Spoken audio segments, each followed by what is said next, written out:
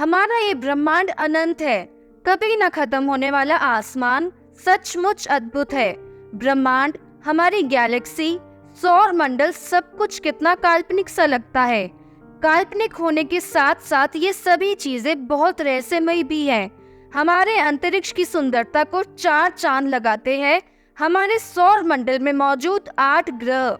दोस्तों, ग्रह है इसलिए हम हैं। मान लीजिए पृथ्वी नाम का कोई ग्रह ही नहीं होता तो ह्यूमन स्पीशीज शायद ही कभी जन्म ले पाती। इन ग्रहों की अपनी अपनी खासियत है। दोस्तों, ग्रह के बारे में आप क्या क्या जानते हैं? क्या आपने नेपट्यून का नाम सुना है?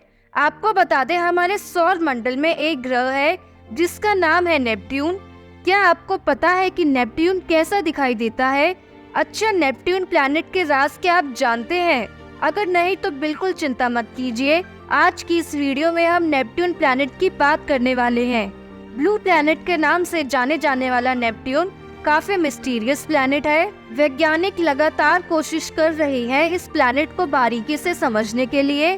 खास बात तो ये है कि नेपट्यून प्लैनेट के बहुत सारे रहस्य सुलझे भी नहीं है। तो दोस्तों, आज हम नेपट्यून प्लैनेट से जुड़े सभी रहस्यों की बात करने वाले हैं। चलिए शुरू करते हैं आज का ये वीडियो अंत तक जरूर देखिएगा। सूर्य का 8वां ग्रह नेपट्यून सबसे छोटा गैस जाइंट है। साथ ही हमारे सोलर सिस्टम का चौथा सबसे बड़ा ग्रह है नेपट्यून। नेपट्यून के बारे में ऐसा बहुत कुछ है जो आपको हैरान कर देगा। आपको बता दें, नेपट्यून नेकेड आई से नहीं देखा जा सकता। नेपट्यून की डिस्कवरी को लेकर हमेशा बहस होती है। कुछ लोग मानते हैं कि गैलीलियो ने नेपट्यून को डिस्कवर किया था, पर लोगों का ये भी कहना है कि उन्होंने ये नहीं बताया कि नेपट्यून एक ग्रह है, इसलिए उन्हें नेपट्यून की डिस्कवरी का श्रेय नहीं दिया जाता। इसके बाद 2 फ्रेंच मैथमेटिशियंस ने ये प्रेडिक्ट किया था कि किसी स्पेसिफिक रीजन में नया प्लैनेट होना चाहिए। वास्तव में एस्ट्रोनॉमर गैले ने 1846 में नेपट्यून को खोजा था। दोस्तों, नेपट्यून आइस जाइंट है। ये पूरी तरह से गैस और आइस से बना एक गोला है। इसका एटमॉस्फेयर यूरेनस प्लैनेट से मिलता है। नेपट्यून का एटमॉस्फेयर अमोनिया, वाटर और डैश मीथेन से बना है, जबकि नेपट्यून का आउटर वायुमंडल हाइड्रोजन से बना हुआ है। साथ ही हीलियम और मीथेन गैस भी कम मात्रा में पाए जाते हैं। दोस्तों, आपके मन में एक सवाल ये भी होगा कि नेपट्यून का कलर ब्लू क्यों है? आपको बता दें, इसके पीछे की वजह नेपट्यून पर पाई जाने वाली मीथेन गैस है। मीथेन गैस रेड वेवलेंथ की लाइट को एब्जॉर्ब कर लेती है और ब्लू लाइट को रिफ्लेक्ट करती है, इसलिए हमें ये प्लैनेट ब्लू दिखाई देता है। दोस्तों, क्योंकि नेपट्यून सूर्य से बहुत दूर है, इसलिए इसे सूर्य का एक चक्कर पूरा करने में बहुत ज्यादा समय लगता है। इसलिए नेपट्यून का एक साल धरती के 164.81 ईयर्स के इक्वल होता है। वहीं नेपट्यून पर दिन छोटे होते हैं। नेपट्यून प्लैनेट का एक दिन केवल 16 घंटे का होता है। नेपट्यून को आप रहस्यों का प्लैनेट कहें तो गलत नहीं होगा। एक और खास बात नेपट्यून के बारे में बता दें कि नेपट्यून के पास अपने 14 मून्स है। नेपट्यून का लार्जेस्ट मून ट्राइटॉन है। और इस प्लैनेट के मून से जुड़ी एक और बात ये है कि ट्राइटॉन मून की खोज इस प्लैनेट की खोज के 17 दिन बाद ही हो गई थी। ट्राइटॉन ने बहुत सारे रहस्य अपने अंदर जकड़ रखे हैं। ट्राइटॉन के पास एक एक्टिव गीजर है जिसमें से नाइट्रोजन रिलीज होती है। काफी कुछ सबूत मिले हैं कि जिनसे पता चलता है कि ट्राइटॉन बना क्यूपियर बेल्ट में था, पर बाद में नेपट्यून की ग्रेविटी ने इसे अपने कब्जे में ले लिया। दोस्तों, आपको जानकर हैरानी होगी कि नेपट्यून पर अभी तक कोई इंसान नहीं जा पाया है, और इंसान तो बहुत दूर की बात है। केवल वॉयेजर 2 ही एक ऐसा इकलौता स्पेसक्राफ्ट है जो नेपट्यून तक की लंबी अंतरिक्ष यात्रा करने में सफल रहा है। इस प्लैनेट के बहुत सारे रहस्य तो वॉयेजर 2 ने ही सुलझाए हैं। वॉयेजर 2 को धरती से नेपट्यून तक जाने में 12 साल लगे थे। नेपट्यून ग्रह हमेशा सूर्य से इतना दूर है कि और तो और सूर्य की रोशनी को भी धरती तक पहुंचने में 4 घंटों का समय लग जाता है।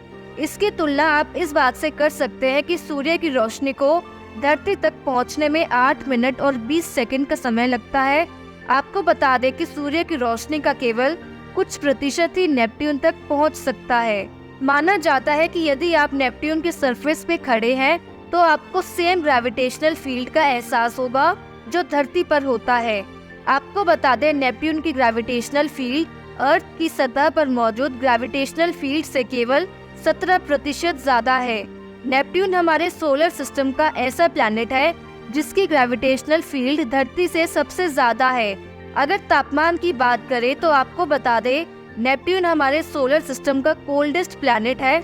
यहाँ पर टेम्परेचर -221 डिग्री सेल्सियस तक गिर जाता है। अगर आप किसी भी तरह इस प्लैनेट पर पहुँच जाए तो जमकर मर जाएंगे।